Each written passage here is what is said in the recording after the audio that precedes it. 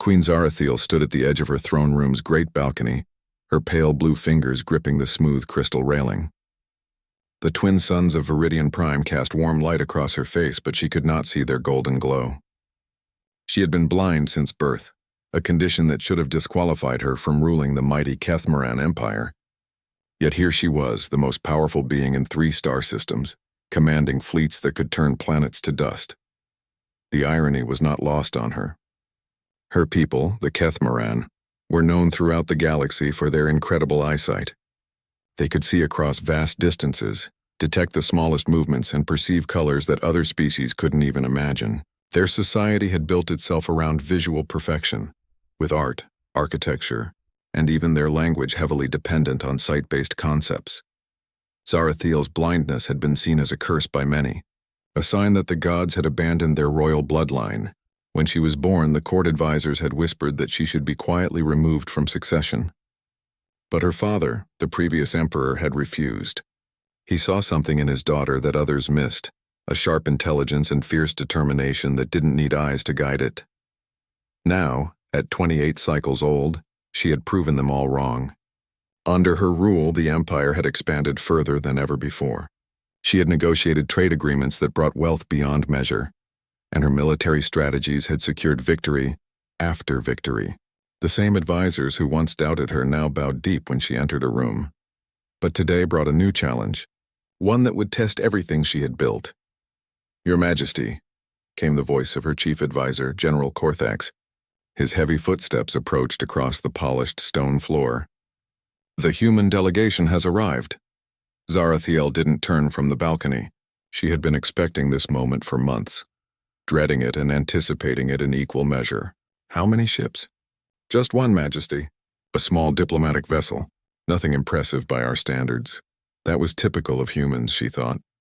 From what little she knew of them, they seemed to prefer understated approaches. The Terran Federation was still relatively new to galactic politics, having only achieved faster-than-light travel a few decades ago. Most established species viewed them as upstarts, barely worth noticing. But Zarathiel had been paying attention to the reports from the Outer Rim worlds. Humans had a peculiar talent for solving problems that other species found impossible. When the Zelak Confederacy had faced a plague that their best scientists couldn't cure, a small team of human researchers had found the answer in weeks. When the mining guilds of Androsia had been locked in a century-old dispute over territorial rights, a human mediator had crafted a solution that satisfied everyone. There was something different about humans, something that made them useful allies. That was why she had agreed to this marriage alliance, despite the protest from her court. "The human representative understands the terms of our agreement?" she asked. "Yes, Majesty. One marriage to cement the alliance between our peoples. The Terran Federation gains access to our trade routes and military protection. In return, we gain access to human technology and problem-solving capabilities." Zarathiel finally turned from the balcony. She couldn't see General Korthax, but she could hear the uncertainty in his voice. Like most of her people, he didn't understand why she would want to ally with such a young, seemingly weak species. "You disapprove." "It's not my place to approve or disapprove, Majesty. But I confess I don't understand the wisdom in this choice. Humans are small, weak, they live such short lives. What could they possibly offer us that we cannot achieve ourselves?" It was a fair question, and one that Zarathiel had asked herself many times. The answer wasn't something she could easily explain. It was more of a feeling, an intuition that had served her well throughout her reign. Something about the human reports intrigued her. They approached problems differently, thought in ways that other species didn't. In a galaxy full of ancient civilizations set in their ways, that kind of fresh thinking could be invaluable. "Have our guest brought to the small receiving chamber," she commanded. "I want to meet this human myself before we proceed with any ceremony." "Majesty, protocol suggests." "Protocol suggests many things, General. I prefer to make my own judgments." As Korthax departed to carry out her orders, Zarathiel made her way through the palace corridors. She moved with confidence despite her blindness, her feet finding the familiar paths through muscle memory.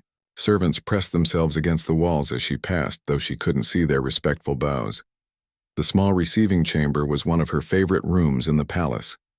Unlike the grand throne room with its soaring ceilings and crystal formations, this space was intimate and comfortable. Soft cushions surrounded a low table, and the walls were decorated with sculptures that she could actually appreciate through touch. She settled onto her preferred cushion and waited. Soon she heard footsteps approaching, but something was off. There was only one set of feet, and they moved with a strange rhythm she didn't recognize. Most species she knew walked with very predictable patterns, but this gait was different, almost careful. The chamber door opened, and General Korthax announced, "Your Majesty, may I present Captain Marcus Chen of the Terran Federation?" "Thank you, General. You may leave us." She heard Korthax's sharp intake of breath. It was highly irregular for her to meet with a foreign representative alone, but she wanted to form her own impression without any interference. After the general's footsteps faded away, there was silence. Zarathiel waited, curious to see how this human would handle the unusual situation. Most aliens became nervous in her presence, either awed by her power or uncomfortable with her disability.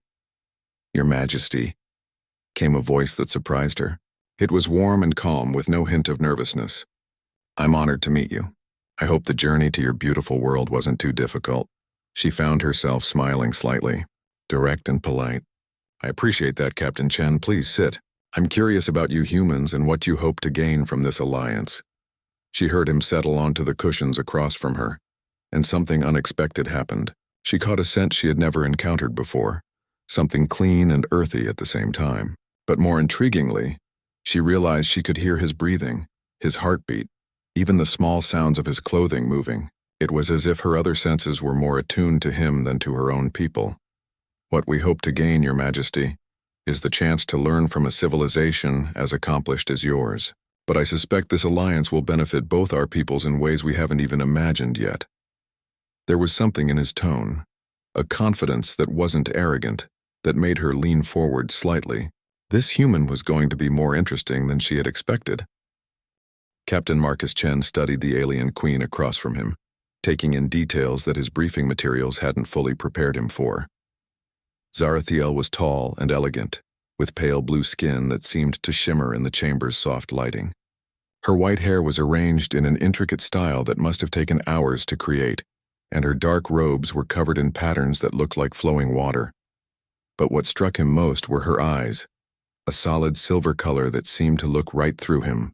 The intelligence reports had mentioned her blindness, but they hadn't captured how she seemed to command the space around her despite it.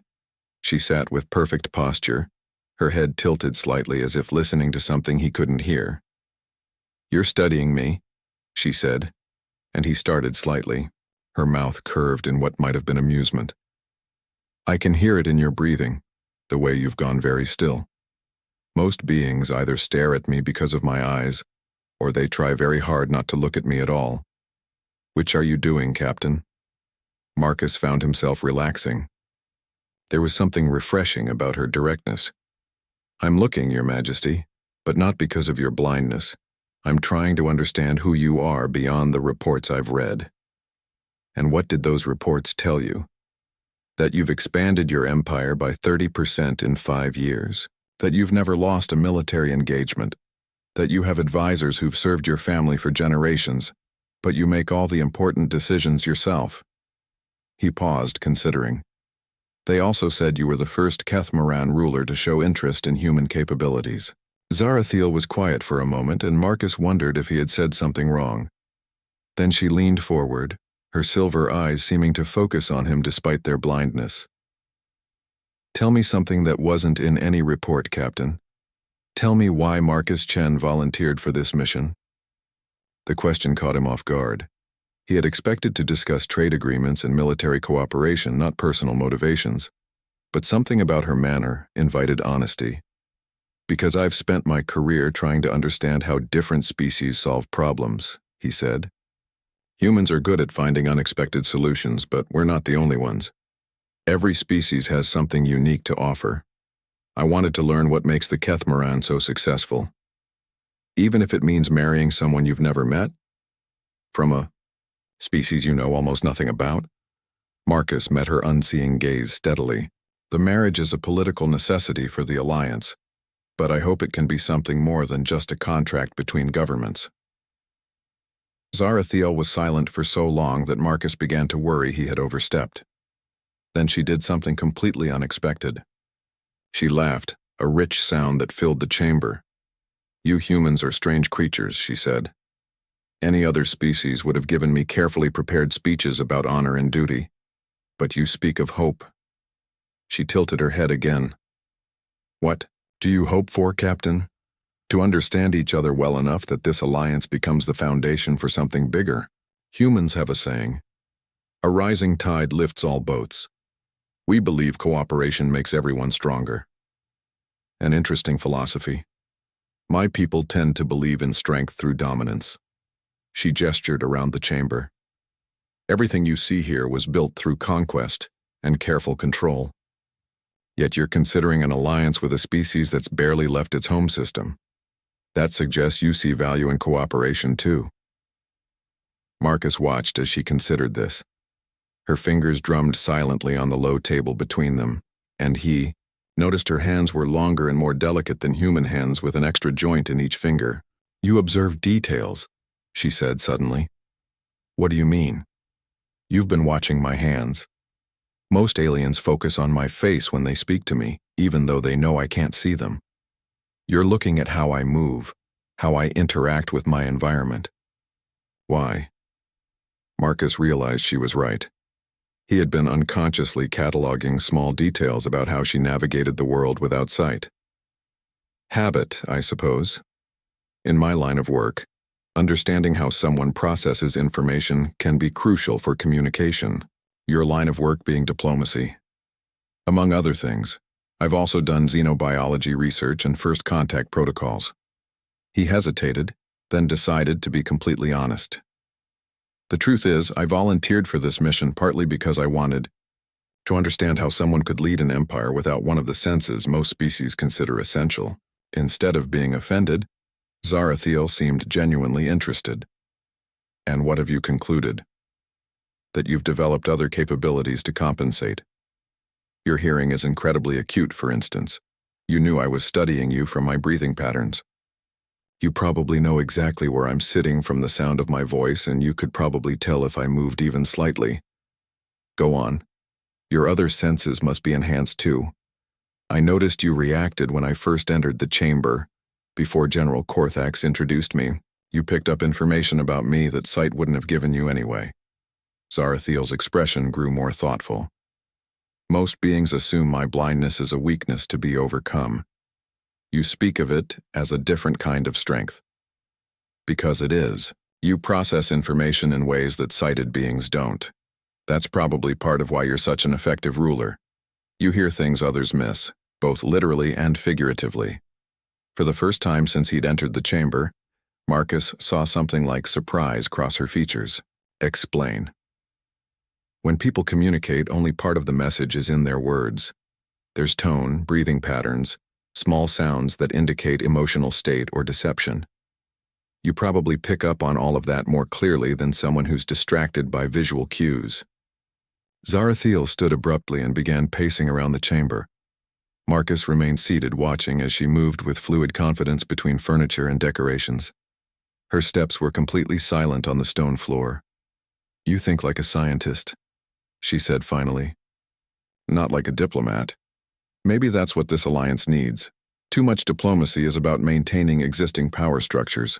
Science is about discovering new possibilities." She stopped pacing and turned toward him, though her gaze was directed slightly to his left. "The ceremony is scheduled for tomorrow evening. Are you prepared for what that means? I've read the briefing materials about Kethmaran marriage customs, the joining of houses, the exchange of ceremonial gifts, the—" He paused, suddenly uncertain. "The wedding night," she finished. "When two beings who are essentially strangers become bound together in the most intimate way possible." Marcus felt heat rise in his cheeks, but he kept his voice steady. "I understand the expectations, Your Majesty. Do you?" She moved closer, stopping just a few feet away from him. "Because I'm not sure you understand what you're agreeing to. This isn't just a political arrangement, Captain. Once we're married, you'll be part of the royal family. You'll share my burdens, my enemies, my entire life." and I'll be bound to you in ways my people consider sacred and unbreakable. I understand the weight of it, Marcus said quietly. I wouldn't have come here if I wasn't prepared for that responsibility. Zarathiel studied him for a long moment, her head tilted in that characteristic listening pose. Finally, she nodded. We'll see, Captain Chen. Tomorrow night will reveal much about both of us. As if summoned by some invisible signal, General Korthax knocked on the chamber door. Your Majesty, the evening council meeting is prepared. Thank you, General. She turned back toward Marcus. I trust you'll find your quarters comfortable, Captain. Rest well. Tomorrow will be significant. As Marcus stood to leave, Zarathiel spoke once more. One more thing. When we're married, you may call me Zara. It's been many years since anyone used my name rather than my title. Marcus bowed slightly. Then I hope you'll call me Marcus. We'll see, she said again, but this time there was something almost like warmth in her voice. The morning of the wedding dawned with both suns rising simultaneously, casting the sky in shades of gold and crimson that Marcus had never seen on Earth. He stood at the window of his guest quarters, watching the alien sunrise and trying to process the magnitude of what was about to happen.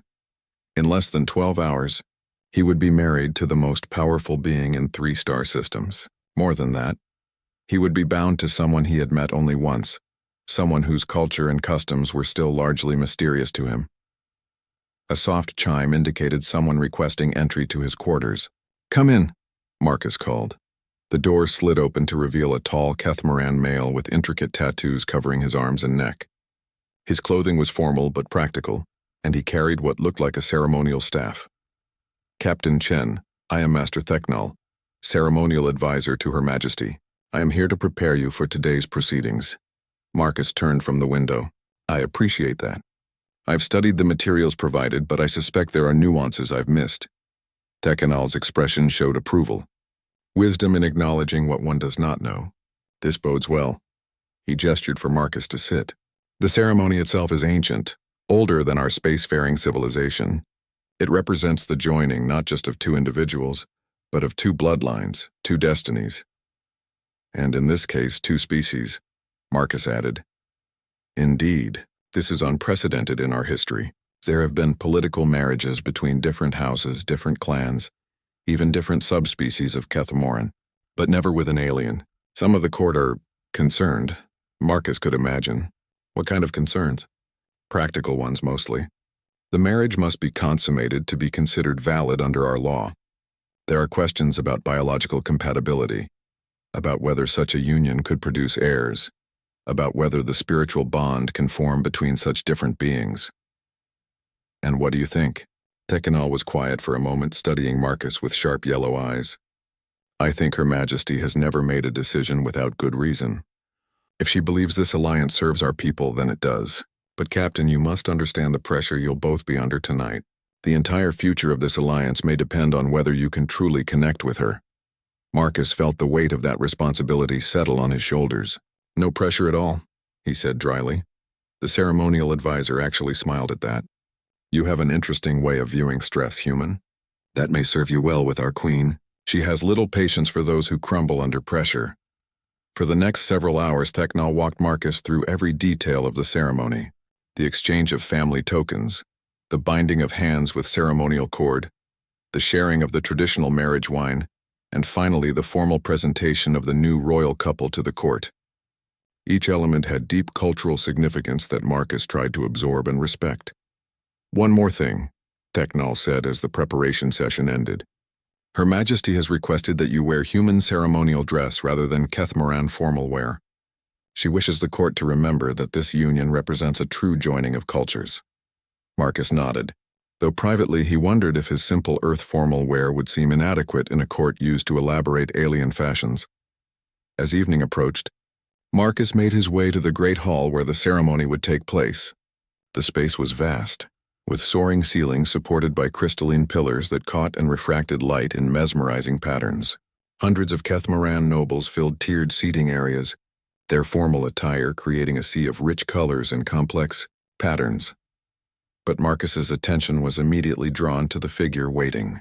At the center of the hall, Zarathiel stood beneath, an arch of living crystal that pulsed with soft light. Her wedding dress was a masterpiece of alien craftsmanship, flowing fabric that seemed to shift between silver and deep blue with each movement. Her white hair was adorned with delicate crystal ornaments that caught the light like captured stars. Despite her blindness, she stood with perfect composure, as if she could see every detail of the ceremony unfolding around her. As Marcus approached down the long aisle, he was struck again by her commanding presence. This wasn't just a political marriage for her, he realized. The way she held herself, the careful attention to every detail of the ceremony, suggested this meant something deeper to her. The ceremony itself was beautiful and alien, filled with ritual elements that spoke to millennia of Kethmaran tradition. When the time came to exchange tokens, Marcus offered a simple pendant made of earth metals, crafted by his own hands during the journey.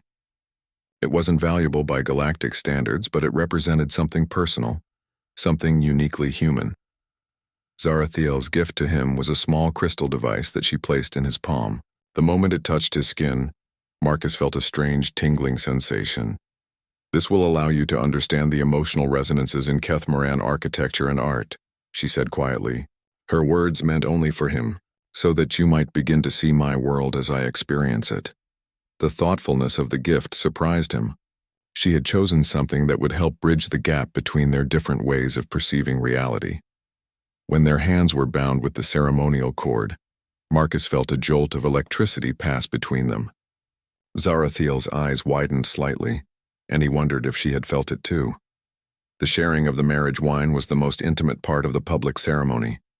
As they drank from the same crystal goblet, Marcus caught that same unusual scent he had noticed during their first meeting, but stronger now.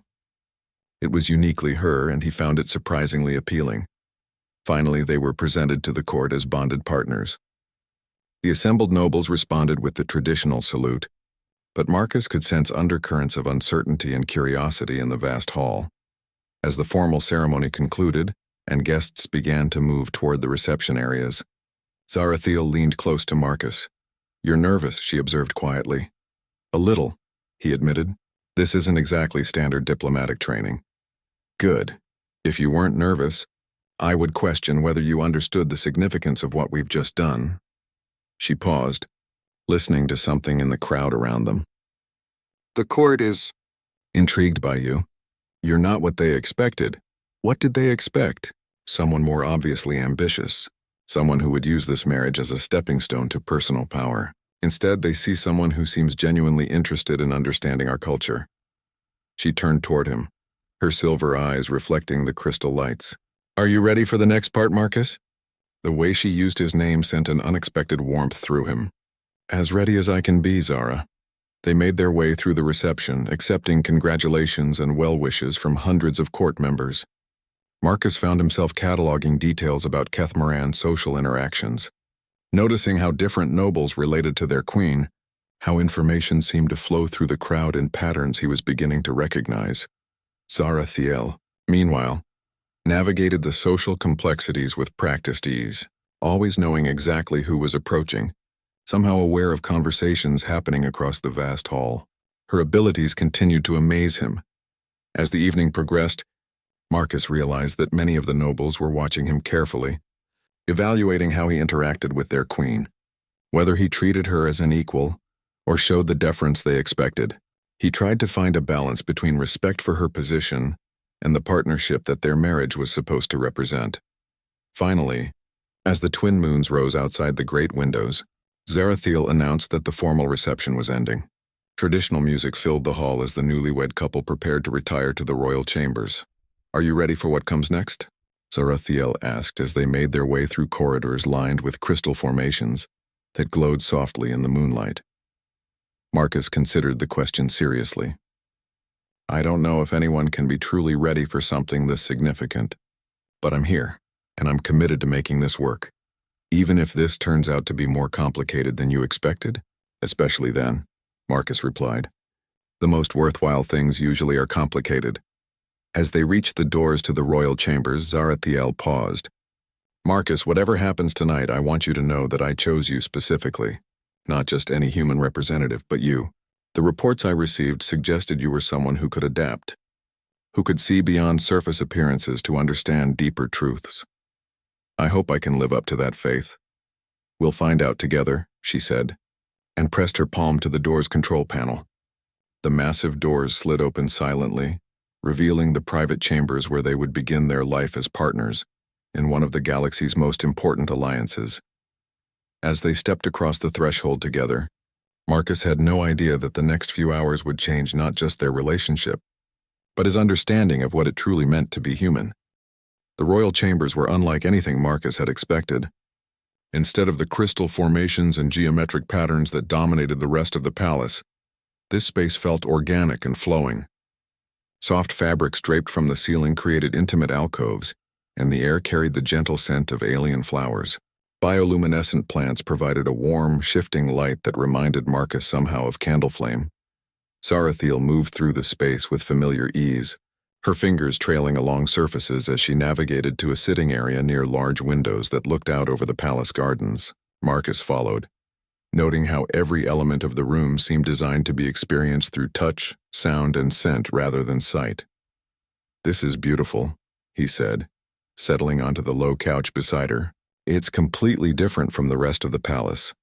"I designed it myself," Zarathiel replied, a note of pride in her voice.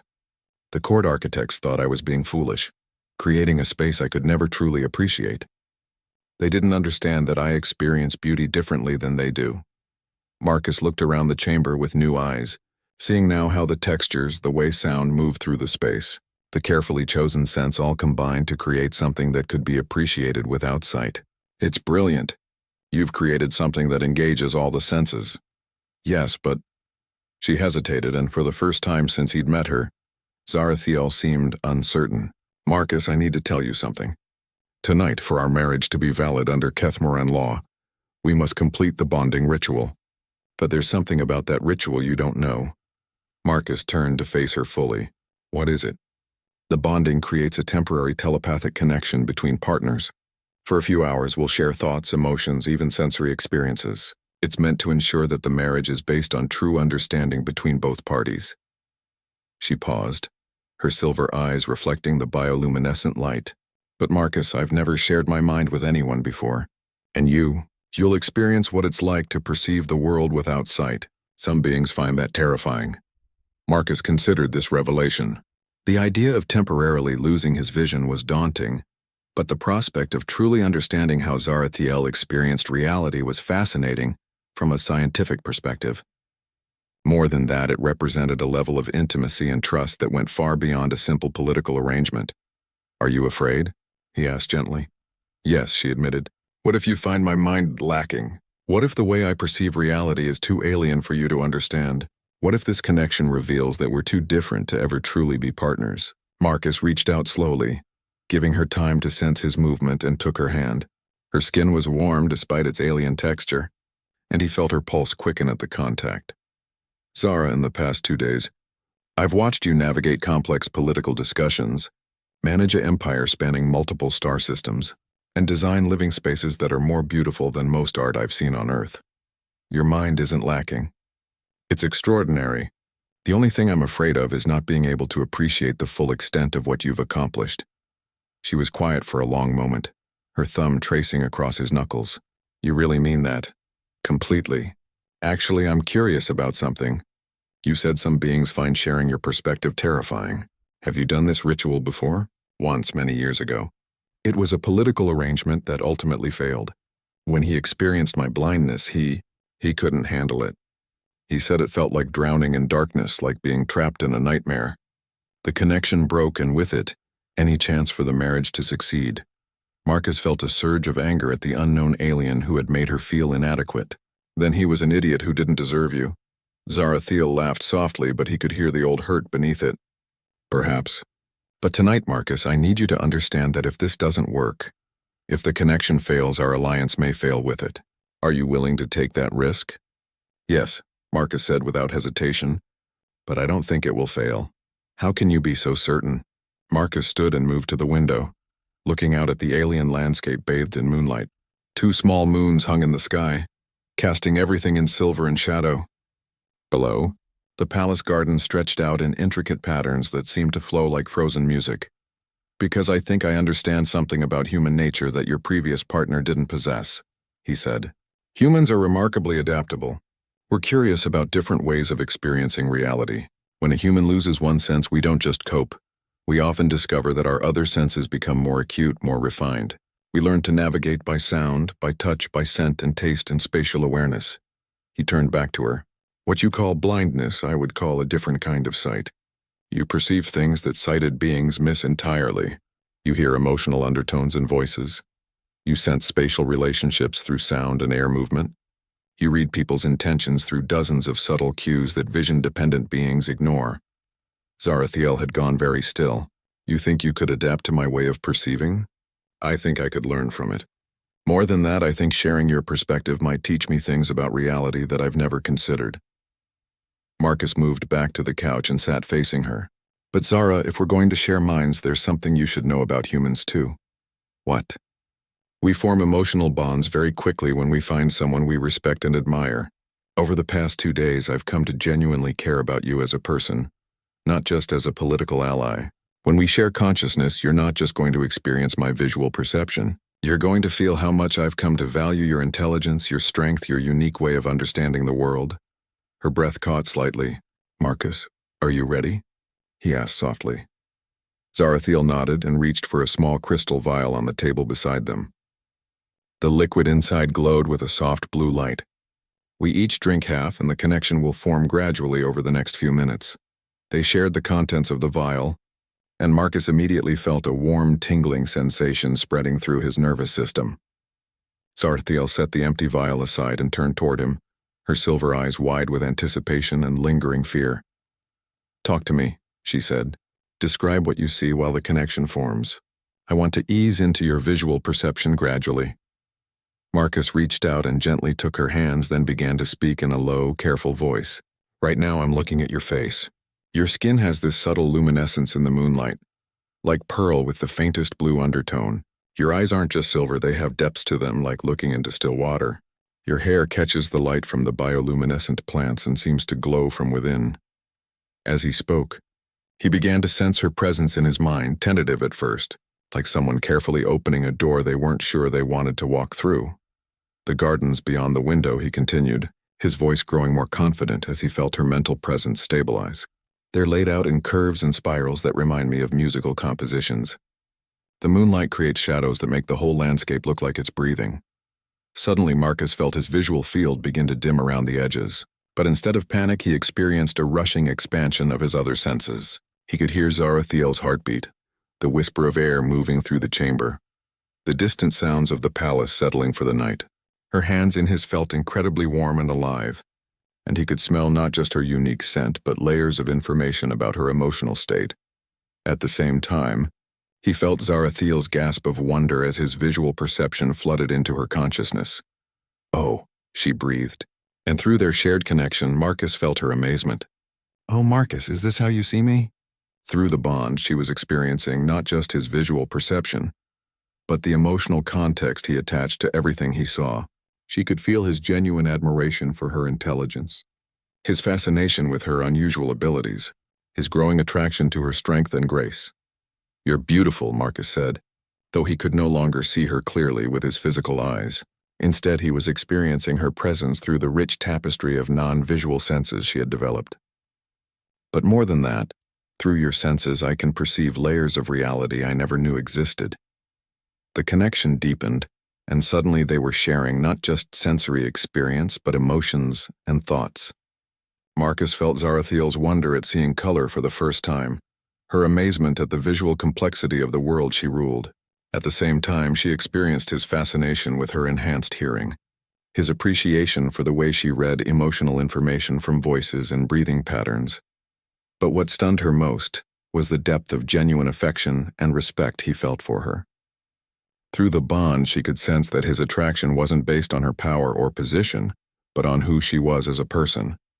She felt his curiosity about her thoughts, his desire to understand her better, his instinctive protectiveness toward her. This is what humans call love, she whispered in amazement, tears streaming down her cheeks as she experienced the emotion through his perspective.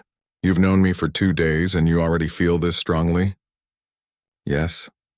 Marcus replied simply, and through the bond she could feel the truth of it uncomply. The telepathic connection lasted through the night, gradually fading as the twin suns rose over Viridian Prime. Marcus and Zarathiel lay together in the soft light of dawn, both forever changed by what they had shared.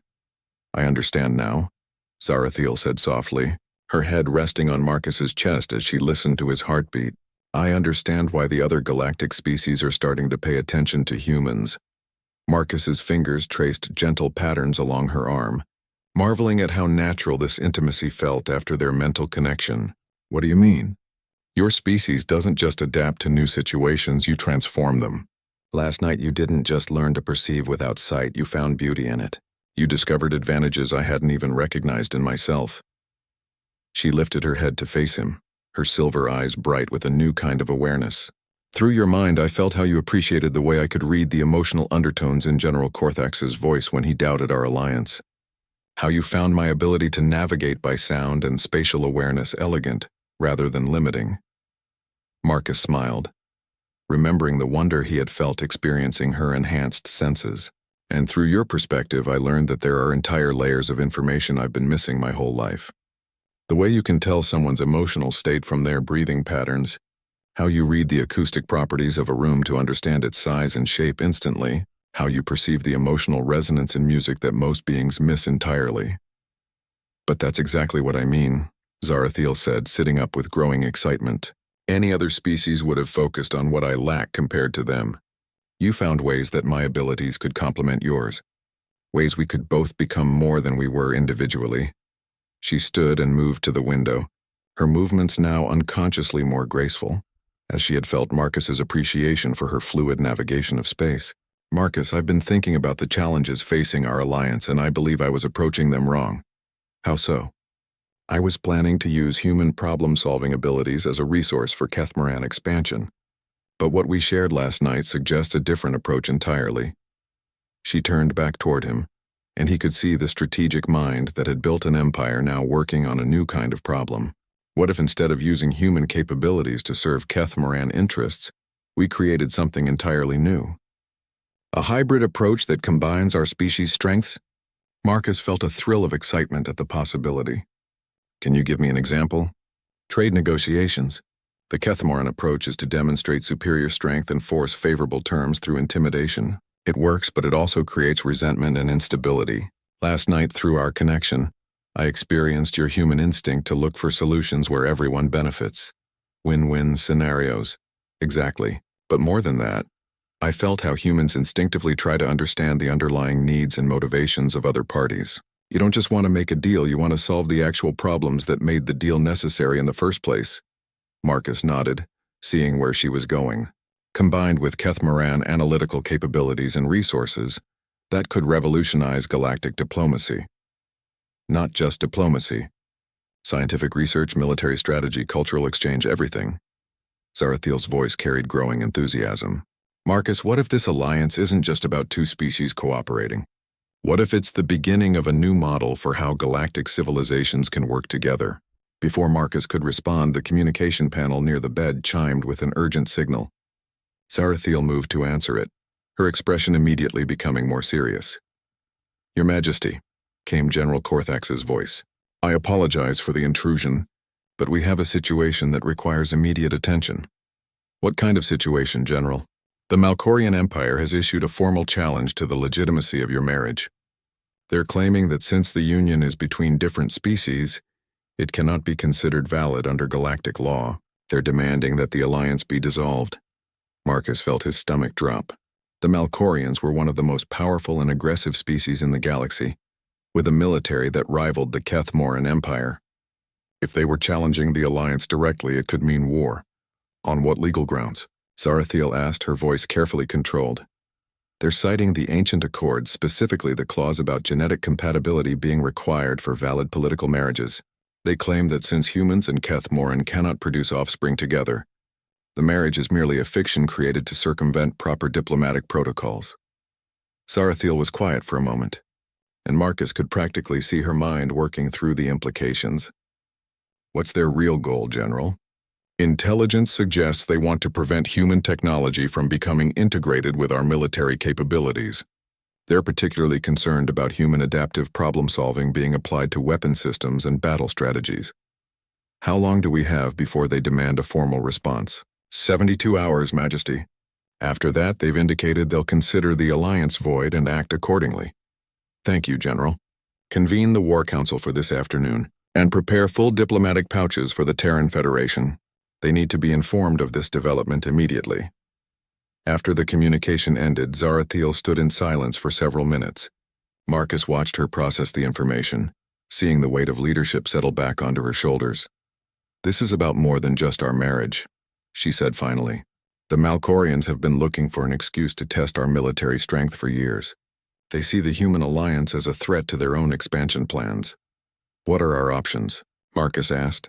Officially, we can defend the validity of the marriage through legal channels, though that could take months and the Malkorians might not wait for a resolution. We can dissolve the alliance to avoid conflict, which would leave both our peoples vulnerable, or we can prepare for war. And unofficially, Zarathiel turned toward him, and Marcus saw something in her expression that reminded him of their shared connection the night before. Unofficially, Marcus, I think this crisis might be exactly what we need to prove that human Kethmoran cooperation can achieve things neither species could accomplish alone. You have an idea. I do. But it will require trusting each other completely, and it will involve risks that could endanger both our species if we're wrong. She moved closer to him. Last night I felt through our bond how humans approach impossible problems. You don't just look for existing solutions, you create entirely new categories of solutions. Marcus felt the familiar excitement of a challenging problem. What do you need me to do? Help me design a response to the Malkorian challenge that demonstrates the strategic value of our alliance so clearly that not only will they withdraw their objection, but other species will be lining up to form similar partnerships. That's a tall order. Yes, it is. But Marcus, last night I experienced human confidence in the face of the unknown. I felt how your species thrives on challenges that seem impossible. She smiled, and there was something fierce and determined in her expression. Are you ready to show the galaxy what humans and Kethmoran can accomplish together? Marcus stood and took her hands, feeling the same certainty that had guided him through their bonding ritual. Let's change the rules of the game entirely. As they began planning their response to the Malkorian challenge, neither of them realized that their solution would not only save their alliance, but fundamentally alter the balance of power in the galaxy. The combination of human adaptability and Kethmoran resources was about to prove more formidable than anyone had imagined. Outside the palace windows, both suns climbed higher into the alien sky, marking the beginning of a new day that would test everything they had discovered about each other. But for the first time since accepting this mission, Marcus felt completely confident about the future. Whatever challenges lay ahead, he and Zarathiel would face them as true partners, each making the other stronger than they could ever be alone. The Malkorians had no idea what they had just unleashed. The War Council chamber buzzed with tension as Kethmoran military leaders and advisors gathered around the massive tactical display. Holographic star maps showed the positions of both Kethmoran and Malkorian fleets, with disputed territories marked in pulsing red.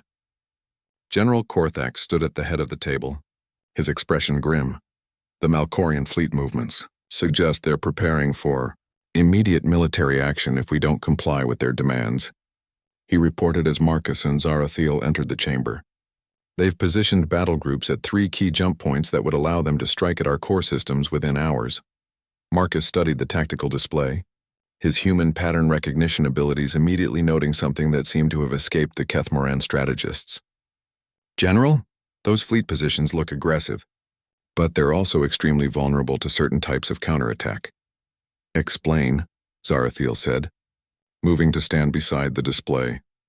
They're positioned for maximum intimidation and rapid strike capability, but they've concentrated their forces at obvious strategic points. Any conventional response would focus on defending against attacks from those positions. Marcus gestured at the hologram. But what if we don't respond conventionally? General Korthax frowned. Captain Chen, with respect, the Malkorians have been conducting military operations for millennia. Their tactical doctrine is based on proven strategies. That's exactly the problem, Marcus replied. Their strategies are proven, which means they're predictable. And in human military history, predictable strategies are vulnerabilities waiting to be exploited. Zarathiel tilted her head in the listening pose Marcus had come to recognize. Continue. The Malkorians are expecting us to either back down or prepare for defensive warfare. They've positioned their fleets to counter traditional Kethmoran battle tactics. But what if we give them something they've never seen before? Such as? Admiral Vextar, the naval commander, asked skeptically. Marcus moved closer to the display, his mind racing through possibilities. Zara, last night I experienced how you process multiple streams of information simultaneously.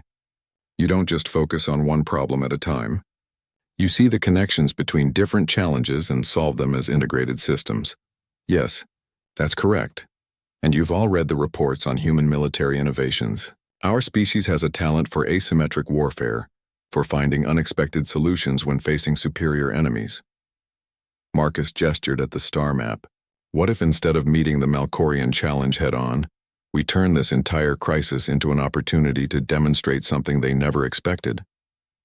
Zarathiel was quiet for a moment, and Marcus could almost see her brilliant mind working through the implications. You're suggesting we use this crisis to showcase the strategic advantages of human Kethmoran cooperation. Exactly, but not through military demonstration, through something completely different. Explain your thinking, Captain, General Korthax said, though his tone suggested he remained skeptical. Marcus took a deep breath, knowing that what he was about to propose would sound impossible to military minds trained in conventional strategy. The Malkorians claim our alliance is invalid because we can't produce genetic offspring. They're using biological compatibility as the measure of a legitimate political partnership. That's correct, Admiral Vextar confirmed. It's a legal technicality, but one that could invalidate the alliance under galactic law. Then we prove them wrong by creating something that neither of our species could produce alone, Marcus said. Not biological offspring, but something equally significant. Something that demonstrates the viability of our partnership so clearly that the genetic argument becomes irrelevant. Zarathiel suddenly straightened, her silver eyes widening with understanding. Marcus, are you suggesting what I think you're suggesting? A joint technological breakthrough. Something revolutionary. That could only result from combining human adaptability with Kethmoran resources and knowledge. Something so significant that other species will want to form similar alliances rather than challenge ours. The War Council erupted in surprised murmurs. General Korthax looked confused. Captain, we're facing a military crisis. How does a technological demonstration address the Malkorian threat? Marcus smiled, feeling the same excitement he'd experienced during their bonding ritual, because it changes the entire context of the challenge. Right now, the Malkorians are framing this as a legal dispute about marriage validity. But what if we reframe it as a demonstration of alliance effectiveness? Go on, Zarathiel said, and Marcus could hear the growing interest in her voice. For the past 6 months, your scientists have been working on the Quantum Resonance Communication Project, trying to develop instantaneous communication across galactic distances. The theoretical foundation is solid, but you've hit implementation barriers that conventional Kethmoran approaches can't solve. Admiral Vextar nodded. The quantum field stability problem. Our best physicists have been unable to create a sustained resonance matrix, but human scientists approach quantum mechanics differently than Kethmoran researchers. We use intuitive leaps and experimental trial and error methods that complement your systematic analytical approach. Marcus moved to the display controls and brought up the communication project data. Zara, your scientists have mapped the theoretical framework perfectly. What they need is human-style creative problem-solving to bridge the gaps between theory and practice. Zarathiel was now completely focused on the proposal. How long would such a breakthrough take? Working together? With both human and Kethmoran teams collaborating in real time? I estimate we could have a working prototype within the 72-hour deadline. Impossible, General Korthax declared. Our scientists have been working on this problem for years. Your scientists have been working on it using purely Kethmoran methods, Marcus corrected. But last night, Zara and I experienced something unprecedented. We didn't just share sensory perspectives, we shared problem-solving approaches. For a few hours, we had access to both human intuitive leaps and Kethmoran systematic analysis simultaneously. Zarathiel suddenly turned toward him, her expression intensely focused. Marcus, are you suggesting we recreate that connection? Use the bonding ritual to link human and Kethmaran research teams? Not exactly the bonding ritual, but something similar. A technological interface that would allow researchers from both species to share cognitive approaches in real time. Think of it as the ultimate collaboration tool. The implications hit the War Council simultaneously. Admiral Vextar was the first to speak. If that worked, if we could successfully combine human and Kethmaran scientific methods, it would revolutionize research and development across every field, Zarathiel finished. Medicine, engineering, military technology, everything. Marcus nodded. And more importantly for our current situation, it would prove that human Kethmaran partnerships can produce results that neither species could achieve alone. The Malkorians would have to acknowledge that our alliance creates unprecedented capabilities. But Captain, General Korthax interjected, this is an enormous risk. If the project fails, we'll have demonstrated the opposite of what you intend. We'll have proven that our species can't effectively work together. That's true, Marcus acknowledged. But General, what's the alternative? Fight a war we might not win? Dissolve an alliance that could transform both our civilizations? Sometimes the biggest risk is not taking any risk at all. Zarathiel moved closer to the tactical display, her fingers tracing patterns in the air as she processed the possibilities. Marcus, you're asking me to bet our empire's future on an untested collaboration method, using technology that doesn't exist yet, to solve a problem that has stumped our best minds for months. All within 3 days. Yes, I am. And you believe this will work because of what we experienced during our bonding? I believe it will work because humans and Kethmaran think differently enough that our approaches complement each other perfectly. Last night proved that. The challenge is scaling that collaborative capability to a research team. Zarathiel was quiet for a long moment, and Marcus could see her weighing the enormous risks against the potential rewards. Finally, she turned to face the assembled council. General Korthax, begin moving our fleets to defensive positions, but make it clear we're not preparing for offensive action. Admiral Vextar, I want every scientist on the quantum communication project standing by for new instructions. And I want secure communication links established with the Terran Federation research teams. She paused, looking around the room at her advisors and military leaders. We're going to prove that this alliance isn't just politically convenient. It's strategically revolutionary. In 72 hours, we're going to show the galaxy something it's never seen before. Marcus felt a surge of admiration for her courage. She was betting everything on an untested idea, trusting in the connection they had discovered together. One more thing, Zarathiel added. I want the Malkorian ambassador invited to observe the demonstration. When we succeed, I want them to understand exactly what they challenged. As the War Council dispersed to begin preparations, Marcus realized that the next 3 days would either validate everything he believed about human-alien cooperation or destroy